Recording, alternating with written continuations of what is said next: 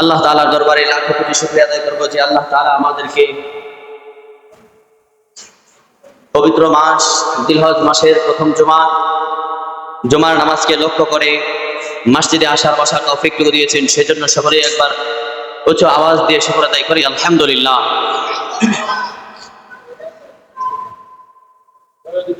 প্রিয় উপস্থিতি, বর্তমান আরবি জিলহজ মাস চলতেছে। জিলহজ মাসের আজকে 5তম তারিখ।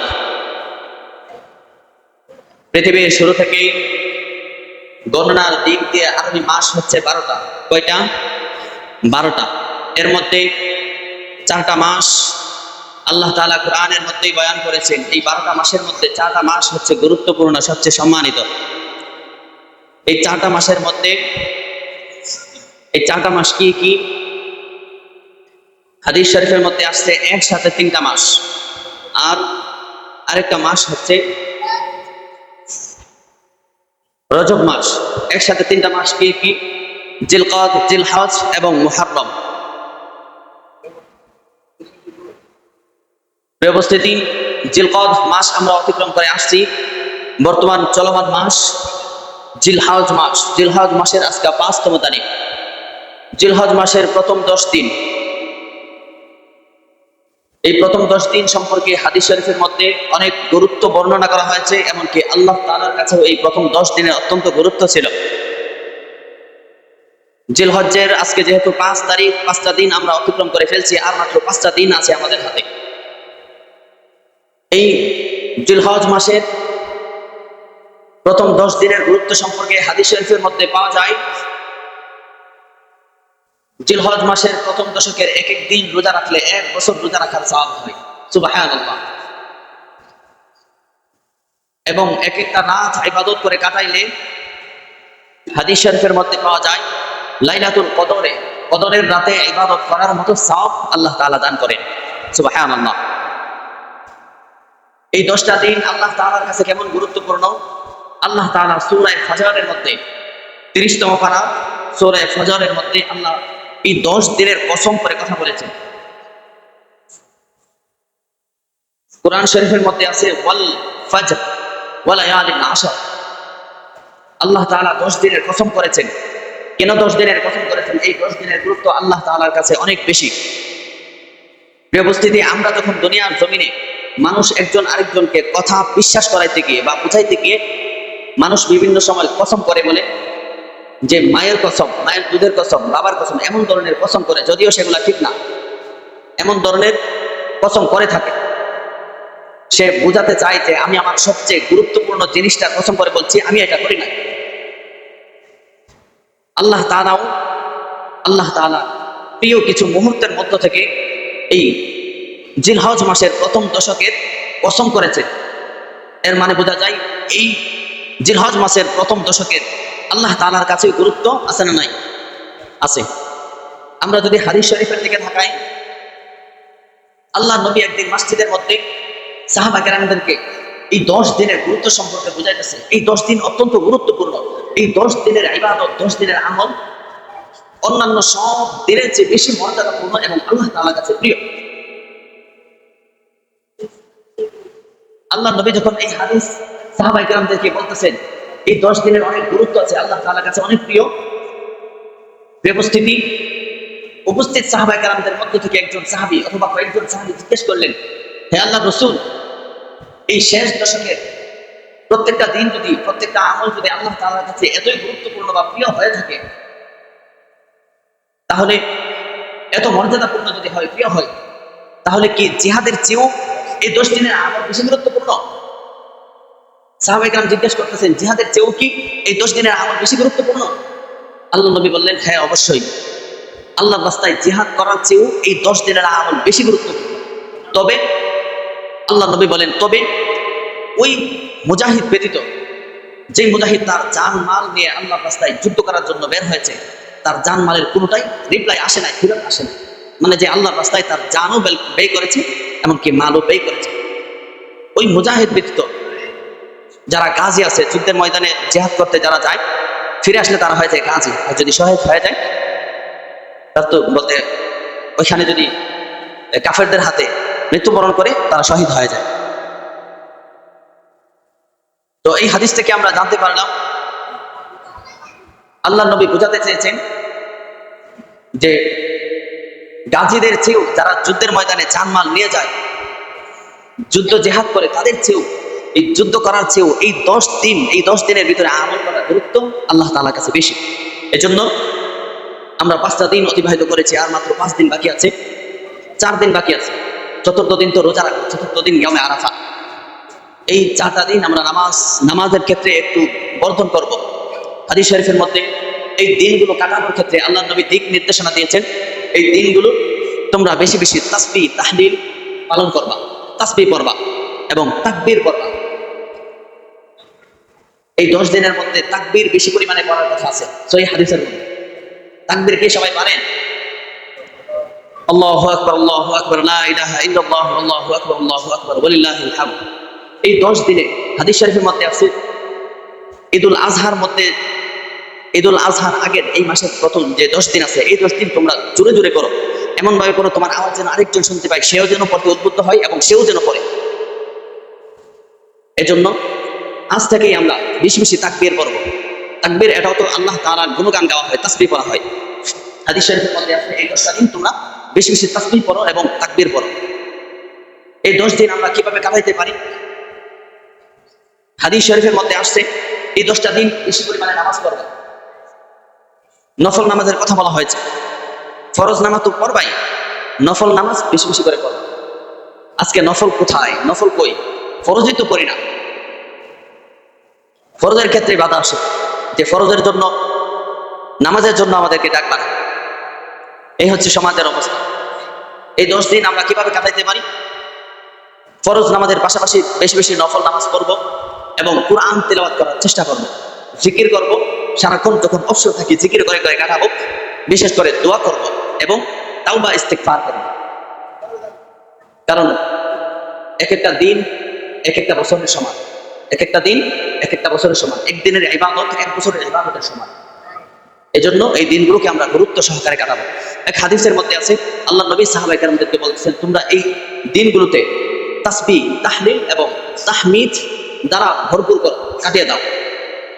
অর্থাৎ বেশি করে তাসবিহ তাহলিল এবং তাহমিদ করো। তাসবিহ কি? আল্লাহু আকবার, তাসবিহ আল্লাহু আকবার। তাহলিল লা ইলাহা ইল্লাল্লাহ, লা ইলাহা ইল্লাল্লাহ। তাহমিদ আলহামদুলিল্লাহ, আল্লাহ তাআলার প্রশংসা। আল্লাহ নবী এই হাদিসের মধ্যে বলেন বেশি বেশি তোমরা আল্লাহু আকবার নামে তাসবিহ করো, আল্লাহু আকবার করো এবং লা ইলাহা ইল্লাল্লাহ করো এবং আলহামদুলিল্লাহ করো, বেশি বেশি আলহামদুলিল্লাহ করো। এজন্য আমরা আল্লাহু আকবার, লা ইলাহা ইল্লাল্লাহ, আলহামদুলিল্লাহ এগুলা পরে পরে দিনাতে পাঠ করার চেষ্টা করো। এই শেষ দশকের মধ্যে একটা দিন রয়েছে, শেষ দশক, এই বলতে জিলহজ মাসের প্রথম দশকের 9ম যে দশক আছে, ওই দিনটাতে যারা হজ করতে গিয়েছে তারা আরাফার ময়দানে যায়। ওই দিনটাকে আরাফার দিন বলা হয়, ইয়ামে আরাফা। ওই দিনে রোজা রাখা সম্পর্কে আল্লাহ নবী হাদিস শরীফের মধ্যে বলেন, যেই মানুষটা ইয়ামে আরাফা রোজা রাখে, আরাফার দিনে রোজা রাখে, অর্থাৎ জিলহজ মাসের 9 তারিখে রোজা রাখে, তার পূর্বের 1 বছর এবং সামনের 1 বছরের গুনাহের কাফারা হয়ে যায় একদিনের রোজা। সুবহানাল্লাহ। এজন্য আরাফার দিনে রোজা রাখার দরকার আছে না নাই? ইনশাআল্লাহ সবাই রাখবো। আল্লাহ তাআলা আমাদের সবাইকে তৌফিক দান করেন, সকলে বলেন আমিন। এই 9তম জিলহজ্জের পরে 10তম জিলহজ, ওই দিনে আমরা কুরবানি করব। এই দিনগুলোর মধ্যেও আমরা কুরবানি করব। কুরবানির দিন, কুরবানি করা মানে শুধু যে কুরবানির দিন গরু জবাই করবো এটা না। আমার আপনার নিজের মনুষ্যত্বের কুরবানি করতে হবে, মনুষ্যত্বের পরিবর্তন ঘটাইতে হবে। যদি এই দিনগুলোর পূর্বে আমি আপনি মানুষের প্রতি সদয় হয় না, দয়াবান হয় নাই, এই দিনগুলোর মধ্যে আমি একটু মানুষের প্রতি দয়া দেখাবো, মানুষকে বেশি পরিমাণে ক্ষমা করব, যতটুকু সম্ভব অসহায়দেরকে আমরা দান করব, সদকা করব, কুরবানি করব, আমাদের নিজেদের সম্পদ তাদের প্রতি বিলীন করব। ঈদের আগেই মানুষকে সাহায্য করব, যাদের বস্ত্র নাই বস্ত্র দিব, যাদের অর্থ নাই অর্থ দিয়ে হলেও তাদেরকে সাহায্য করব, সদকা করব। এবং বিশেষ করে এই দিনগুলোতে সকল প্রকারের গুনাহের কাছ থেকে বাঁচিয়া থাকবো। আল্লাহ তাআলা আমাদের সবাইকে তৌফিক দান করেন, সকলে বলেন আমিন। এবং আত্মীয়তার সম্পর্ক বজায় রাখবো, আত্মীয়তার সম্পর্ক ছিন্ন করব না। আজকে সমাজের মধ্যে দেখা যায় যে যেভাবে পারতেছে আত্মীয়তার সম্পর্ক ছিন্ন করতেছে।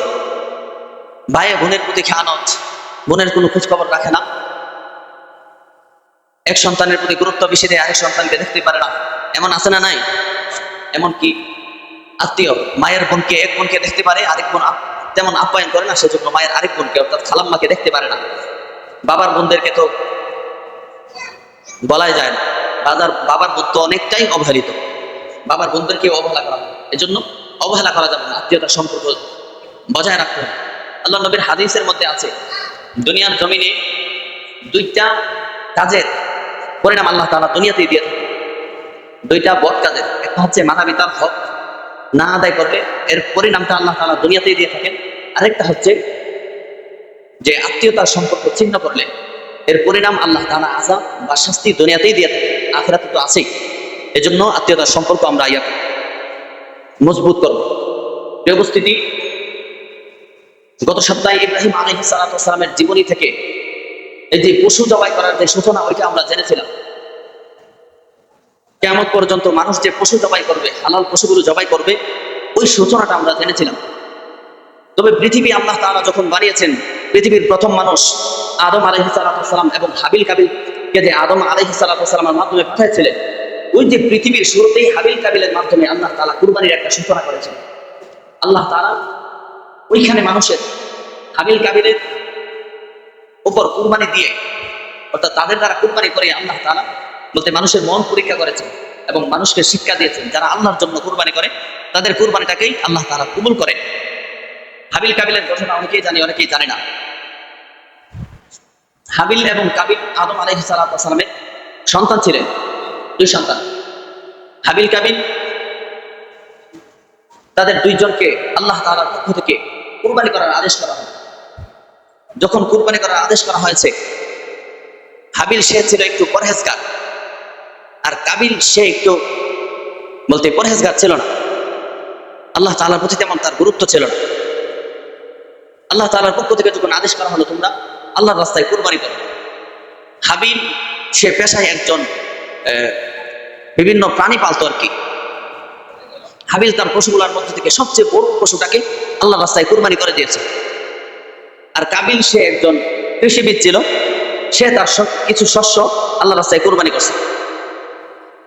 কুরবানির নিয়ম ছিল মাঠের মধ্যে রেখে আসবে, আসমান থেকে আগুন এসে যার পশুটাকে, যার জীবজন্তুটাকে, যার বস্তুটাকে পুড়িয়ে দিবে তারটাই কবুল হয়ে যাবে। তারা উভয়জন রাখছে, একজন আল্লাহ তাআলার জন্য তার নিজের সবচেয়ে দামি বস্তুটা, সবচেয়ে বড় প্রাণীটা জবাই করছে। আল্লাহ তাআলা তার হাবিলের কুরবানি কবুল করে দিয়েছে, কুরবানি কবুল করে নিয়েছে, কারণ সে আল্লাহর জন্য কুরবানি করেছে। ওইখান থেকেও আমাদের জন্য শিক্ষা, আমরা যদি আমাদের অর্থ করি ব্যয় করে লক্ষ লক্ষ টাকার গরু ক্রয় করে কুরবানি করি, তবে নিয়ত যদি আমার আপনার ভালো না থাকে, হাবিলেও কুরবানি করছে, কাবিলেও কুরবানি করছে। হাবিল তার সম্পত্তি থেকে সবচেয়ে বড় প্রাণীটা দিছে, কাবিল তার সম্পত্তি থেকে কিছু কুরবানি করছে, তবে নিয়ত যার সহি ছিল তারটাই কুরবানি, তার কুরবানিটাই কবুল হয়েছে। এজন্য আমরা যদি আমাদের নিয়ত সহি করে কুরবানি করতে পারি, তাহলে আল্লাহ তাআলা আমাদের কুরবানিকেও কবুল করবেন কিনা? কে বলেন কবুল করবেন না? এজন্য অবশ্যই আল্লাহ তাআলা যেন কবুল করে, ওই দিকে লক্ষ্য রেখে আমরা কুরবানি করবো। আল্লাহ তাআলা আমাদের সবাইকে তৌফিক দান করেন, সকলে বলেন আমিন। প্রিয় উপস্থিতি, সাম্প্রতিক সময়ে আমরা দেখেছিলাম এই কুরবানি সম্পর্কে নিষেধাজ্ঞা দিয়েছে। এমনকি ইতিপূর্বে গত 2-3 বছর আগেও আমরা বাংলাদেশের মধ্যে বিভিন্ন জায়গাতে এমন নিষেধাজ্ঞার সম্মুখীন হয়েছে যে ওই জেলাতে বা ওই জায়গার মধ্যে গরু জবাই করা নিষেধ করা হয়েছে। আলহামদুলিল্লাহ, এবছর বাংলাদেশের মধ্যে এখনো কোথাও নিষেধ করা হয়েছে নিউজ পায় নাই। তবে বাংলাদেশের পার্শ্ববর্তী রাষ্ট্রের মধ্যে আমরা যদিও পেয়েছি, যদিও তারা মুসলমান ধর্মের না, হিন্দু ধর্মের, তবে যিনি এই বিষয়ে নিষেধাজ্ঞা করেছে তার দলের মানুষরাই তাকে ফদাইতেছে, তাকে গালিগালাজ করতেছে। তিনি হিন্দু ধর্মের ছিলেন, তার হিন্দু ধর্মের লোকেরাই তাকে গালিগালাজ করতেছে, এমন কট্টর ভাষায় গালিগালাজ করতেছে। এজন্য আল্লাহ তাআলা যে বিষয়ের প্রতি আদেশ করেছেন, আল্লাহ তাআলা যে বিষয়ের প্রতি মানুষকে উদ্বুদ্ধ করেছেন, ওই বিষয়টা মানুষ যতই খারাপ দিক বের করে না কেন, ওইটা মানুষের জন্য কল্যাণকর হতে পারে না। আল্লাহ তাআলা এই জীবজন্তু হালাল পশুগুলোকে জবাই করা মানুষের উপর ওয়াজিব করেছেন। যাদের ধন সম্পদ আছে, যাদের সামর্থ্য আছে, তাদের উপর ওয়াজিব করেছেন। এইটার প্রতি যদি মানুষ যতই দলিল দাঁড় করায় যে জবাই করলে মানবতার খেয়ানত হবে, মানবতা হয় না, পশুদের প্রতি মানবতা দেখানো হয় না, বিভিন্ন দলিল বের করলেও ওইটা মানুষের জন্য কল্যাণকর হবে না, জবাই করাটাই কল্যাণকর হবে। এজন্য আমরা যাদের সামর্থ্য আল্লাহ তাআলা দিয়েছে, আমরা সবাই আমাদের সবচেয়ে গুরুত্বপূর্ণ বস্তু, সবচেয়ে গুরুত্বপূর্ণ জিনিস টাকা অর্থ করে ব্যয় করে কুরবানি করব। এই কুরবানির ক্ষেত্রে নিয়তটাকে সহি রাখবো, আল্লাহ তাআলার জন্য কুরবানি করব। আল্লাহ তাআলা আমাদের সবাইকে তৌফিক দান করেন, সকলে বলেন আমিন।